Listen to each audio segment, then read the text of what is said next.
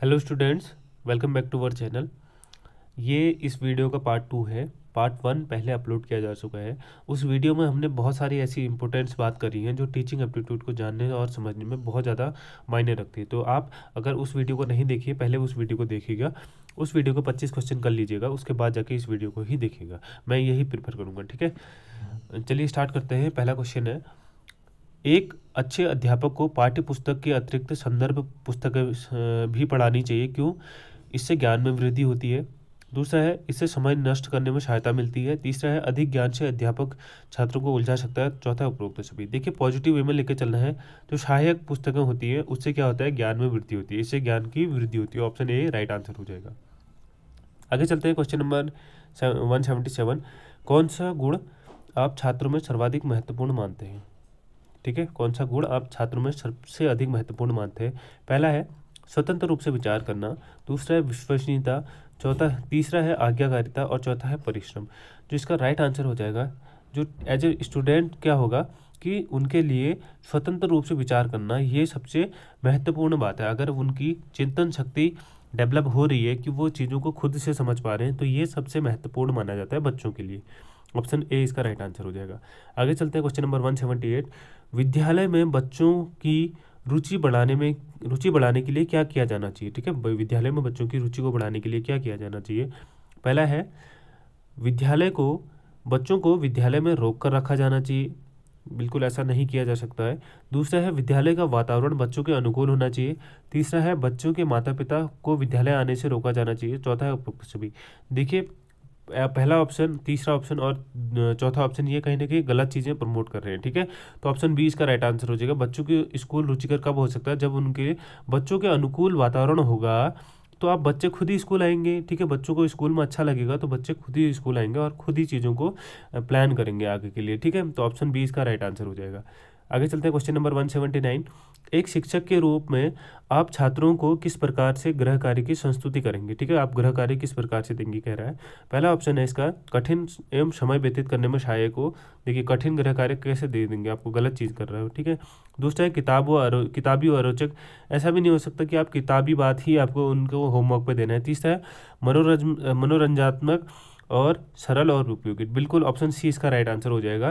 ठीक है, बच्चे के लिए इंटरेस्टिंग होगा तो वो काम खुद से खुद करके लाएगा। ठीक है, सरल और उपयोगी होगा तो उसके लिए इजी रहेगा। अगर कई बार हम क्या करते हैं, कठिन वर्क सरल घर में पढ़ा देते, स्कूल में पढ़ा देते हैं और कठिन उसे घर से करके लाने के लिए कहते हैं, तो वो चीज़ उससे दिक्कत पैदा करती है। ठीक है, चौथा ऑप्शन था विस्तृत, उत्तेजक एवं स्वयं को सीखने में शायद। देखिए, विस्तृत कार्य और उत्तेजक कार्य होगा तो ये वैसे ही गलत चीज़ प्रमोट कर रहा है कि आप लंबा चौड़ा होमवर्क नहीं दे सकते। कम दें, सरल दें, उपयोगी दें, जो उसको काम करेगा। ऑप्शन सी इसका राइट आंसर हो जाएगा। आगे चलते हैं। क्वेश्चन नंबर 180, शिक्षक को शिक्षण से पूर्व अपने विद्यार्थियों का स्तर अवश्य जानना चाहिए। इस कथन से आप कहाँ तक सहमत हैं? बिल्कुल, शिक्षक को क्या करना चाहिए, विद्यार्थियों का स्तर पढ़ाने से पहले जान लेना चाहिए। ठीक है, आप इस कथन से कहाँ तक सीमित हैं? पूर्णतः सहमत हैं। दूसरा है सामान्यतः, तीसरा है आंशिक और चौथा है बिल्कुल नहीं। ठीक है, इसका जो राइट आंसर हो जाएगा ऑप्शन ए होगा, पूर्णतः। क्योंकि अगर आप बच्चे को जानते हैं कि वह कितना समझ पाता है, कितनी उसकी अंडरस्टैंडिंग डेवलप है, किस टाइप के क्वेश्चनों को कर लेता है, किस टाइप के क्वेश्चनों में उसे दिक्कत आती है, तो उससे आपको पढ़ाने में ईजी होगी। ठीक है, हर एक स्टूडेंट का लेवल अगर आपको पता होगा तो आपको पढ़ाने में ईजी होगा और क्योंकि क्लास जो होगी वो बच्चों के अनुरूप होगी। तो आपको पूर्णतः इसका ज्ञान होना चाहिए कि किस विद्यार्थी का स्तर जो है वो कैसा है। ऑप्शन ए राइट आंसर हो जाएगा। आगे चलते हैं। बच्चों में वैज्ञानिक सोच विकसित करने के लिए आवश्यक है। ठीक है, बच्चों में वैज्ञानिक सोच विकसित करने के लिए क्या आवश्यक है कह रहा है, बच्चों के सामने छोटी छोटी समस्याएं रखी जाए। दूसरा है, बच्चों के द्वारा किए गए संभावित समाधानों का परीक्षण करें। ठीक है, तीसरा है, बच्चों को संभावित समाधानों के हेतु प्रेरित करें। चौथा है उपरोक्त सभी। ठीक है, जो तीनों आंसर है हमारे पॉजिटिव वे में बात कर रहे हैं। ठीक है, तो इसका जो राइट आंसर हो जाएगा ऑप्शन डी हो जाएगा, उपरोक्त सभी। ठीक है, चीज़ों के लिए अच्छी वैज्ञानिक सोच के लिए आपको अच्छी बातों का प्रयोग किया जा रहा है तीनों वर्डों में। ठीक है, छोटी छोटी समस्याओं का समाधान करके, उनको संभावित समाधानों का परीक्षण करके और संभावित समाधानों हेतु उनको प्रेरित करके। ठीक है, ऑप्शन डी इसका राइट आंसर हो जाएगा, उपरोक्त सभी। आगे चलते हैं। क्वेश्चन नंबर 182, शिक्षण का आधार होना चाहिए। ठीक है, शिक्षण का आधार क्या होना चाहिए? पाठ्यक्रम, बालक, परीक्षा और अध्यापक की रुचि। ठीक है, जो इसका राइट आंसर हो जाएगा वो बालक होना चाहिए।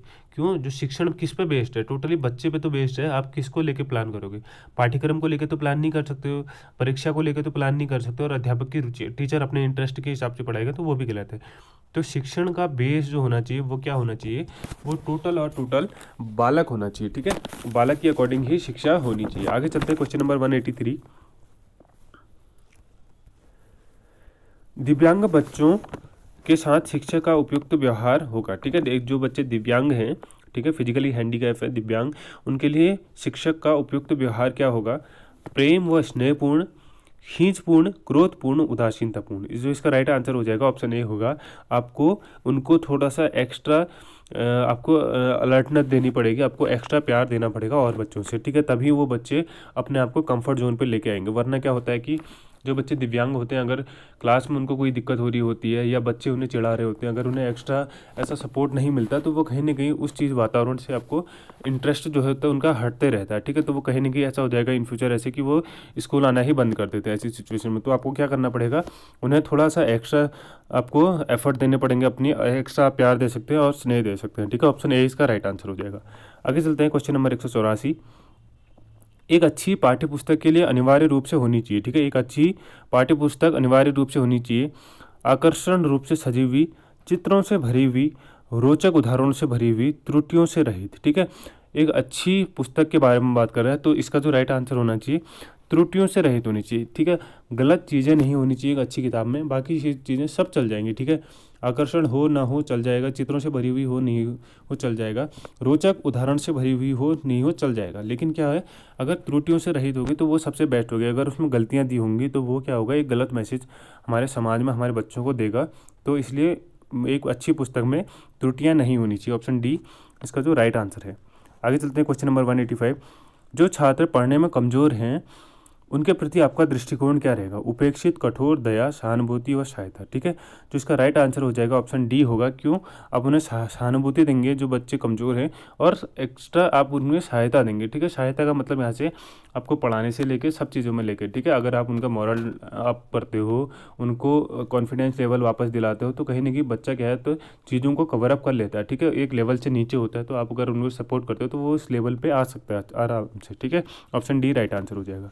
अगला क्वेश्चन है 186 है, कोई विद्यार्थी भावी अध्ययन हेतु अपने विषयों का चयन करने में आपसे मदद चाहता है तो आप क्या करेंगे? जैसे बोल रहा है कि कोई बच्चा जो है आगे के लिए सब्जेक्ट्स चूज़ करना चाहता है, जैसे 10th के बाद होता है, कोई साइंस की ओर को जाता है, कोई आर्ट्स की ओर को जाता है, कोई कॉमर्स की ओर को जाता है, तो आप ऐसे में क्या करेंगे? ऑप्शन ए है हमारा, विद्यार्थी को बताएंगे कि यह आपका काम नहीं है। देखिए गलत मैसेज प्रमोट कर रहा है, ठीक है, तो ये नहीं होगा। उसे व्यवहारिक ढंग से सलाह एजेंसी की सहायता लेने के लिए कहेंगे, एजेंसी की बात कर रहा है, ठीक है। अगले आगे देखेंगे, उसे इस संबंध में अपने माता पिता से बात करने के लिए कहेंगे। चौथा है, विद्यार्थी के लक्ष्य को चिन्हांकित करने का प्रयत्न करेंगे ताकि उसे कुछ विकल्पों से परिचित कराएंगे, ठीक है, और उसे कुछ विकल्पों से परिचित कराएंगे। ऑप्शन डी इसका पॉजिटिव और एक अच्छा ऑप्शन है, तो ऑप्शन डी ही राइट आंसर हो जाएगा। पहले आप उनके लक्ष्य को आप उसे जानना तो चाहेंगे। देखो 10th के बाद कोई बच्चा अगर मेडिकल लाइन में जाता है तो वो उसे बायो प्रेफर करते हैं। अगर कोई इंजीनियरिंग या इस टाइप के सेक्शन में जाता है तो उसे साइंस का जो ऑप्शन चूज किया जाता है। और अगर कोई कॉमर्स की ओर को जाना चाहता है, अकाउंट्स की ओर को जाना चाहता है, तो उसे कॉमर्स सब्जेक्ट चूज किया जाता है। अगर आप बच्चे का लक्ष्य चिन्हित करेंगे तो उसे उस विकल्पों से परिचित कराएंगे, ठीक है। और बाकी लेना न लेना बच्चे की स्वविवेक पर आधारित होता है। ऑप्शन डी इसका राइट आंसर हो जाएगा। आगे चलते हैं क्वेश्चन नंबर 187। एक कुशाग्र विद्यार्थी यदि कक्षा में अनुशासनहीन हो रहा है तो आप क्या करेंगे? ठीक है, एक अच्छा बच्चा कक्षा में कुशाग्र अनुशासनहीन हो रहा है तो आप क्या करेंगे? उसकी समस्या को समझना चाहेंगे, उसके अभिभावक को सूचित कर देंगे, उस पर कोई ध्यान नहीं देंगे, प्रचालन को सूचित करेंगे। जो इसका राइट आंसर है ऑप्शन ए होगा। पहले आप खुद से उसकी प्रॉब्लम को समझेंगे कि एक कुशाग्र विद्यार्थी, अधिक अच्छे विद्यार्थी की बात कर रहा है तो वो ऐसा कर रहा है तो क्यों कर रहा है। अगर आप उसकी प्रॉब्लम को समझेंगे तो कहीं ना कहीं आप उसके सॉल्यूशन तक भी जाने की कोशिश करेंगे। तो ऑप्शन ए इसका राइट आंसर हो जाएगा। आगे चलते हैं क्वेश्चन नंबर 187।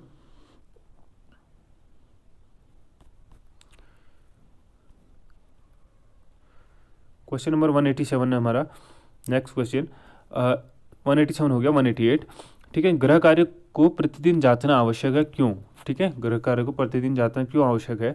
पहला ऑप्शन है, यह शिक्षक के लिए अनिवार्य कर्तव्य है। दूसरा ऑप्शन है, इससे छात्र समय पर कार्य करने के लिए बाध्य हो जाते हैं। तीसरा ऑप्शन है, इससे छात्रों की तात्कालिक अशुद्धियां एवं त्रुटियों को दूर करने का गुण विकसित हो जाता है। चौथा ऑप्शन है, इससे शिक्षक को अधिक जांच कार्य एकत्र नहीं हो पाता। ठीक है, इसका जो राइट आंसर है ऑप्शन सी हो जाएगा। इससे क्या होता है, छात्रों को तात्कालिक अशुद्धियां एवं त्रुटियों को ज्ञान करने के लिए दूर करने का गुण विकसित हो जाता है। मैंने एक चैप्टर पढ़ाया और मैं उसकी कॉपी 1 महीने बाद चेक कर रहा हूँ, तो बच्चा तो तब तक तो वैसे ही भूल जाता है कि क्या चीज़ हुई थी 1 महीने पहले। तो बच्चे को डेली कॉपी चेक करना ज़रूरी है और उसी दिन उसकी त्रुटियों को जो है उसको दूर करना भी ज़रूरी है, अशुद्धियों और त्रुटियों को दूर करना ज़रूरी है, ताकि वह ये चीज़ों को ध्यान रख सके। ठीक है, ऑप्शन सी इसका राइट आंसर हो जाएगा। आगे चलते हैं, क्वेश्चन नंबर 189। कक्षा शिक्षण की उत्तम प्रणाली यह है जिसमें पहला है, प्रश्नोत्तर की आवश्यकता ना पड़े। दूसरा है, अध्यापक छात्र से प्रश्न पूछे।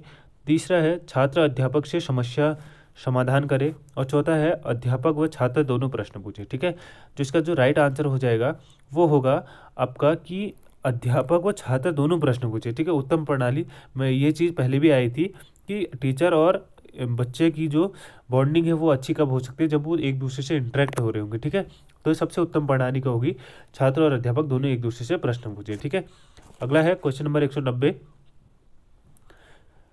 सामूहिक खेलकूद से बच्चे को निम्नलिखित लाभ मिलता है। ठीक है, जो ग्रुप स्पोर्ट्स होते हैं उससे बच्चे को क्या लाभ मिलता है। पहला है, अन्य बच्चों के सापेक्ष अपनी योग्यता का आकलन करना। दूसरा है, सामाजिक आवश्यकताओं के अनुरूप समायोजन करना सीख जाते हैं। तीसरा, शारीरिक व्यायाम हो जाता है। और चौथा है, मांसपेशियों का विकास हो जाता है। तो कहीं ना कहीं बी और सी भी सही ऑप्शन है, लेकिन अगर हम बात करें जो ग्रुप एक्टिविटी, क्योंकि स्पोर्ट्स से शारीरिक व्यायाम भी होता है, मांसपेशियां भी विकास हो जाती है। मैंने पहले बताया कि ऑप्शन एक से ज़्यादा सही हो सकते हैं, बिल्कुल हो सकते हैं, बट आपको हमेशा सुटेबल ऑप्शन और जो ज़्यादा सही लग रहा है उसकी तरफ से जाना होता है। ठीक है, यहाँ पर सामूहिक खेलकूद की बात कर रहा है। ये चीज़ें इंडिविजुअल गेम्स में भी हो सकती है, लेकिन सामूहिक खेलकूद में ज़्यादा चीज़ क्या होती है कि सामाजिक आवश्यकताओं के अनुरूप समायोजन करना सीख जाते हैं। बच्चे जो है समाज में कैसे चीज़ें को सॉल्व करना है, कैसे प्रॉब्लम सॉर्ट आउट करना है, ये चीज़ें ग्रुप एक्टिविटी से ज़्यादा सीखते हैं।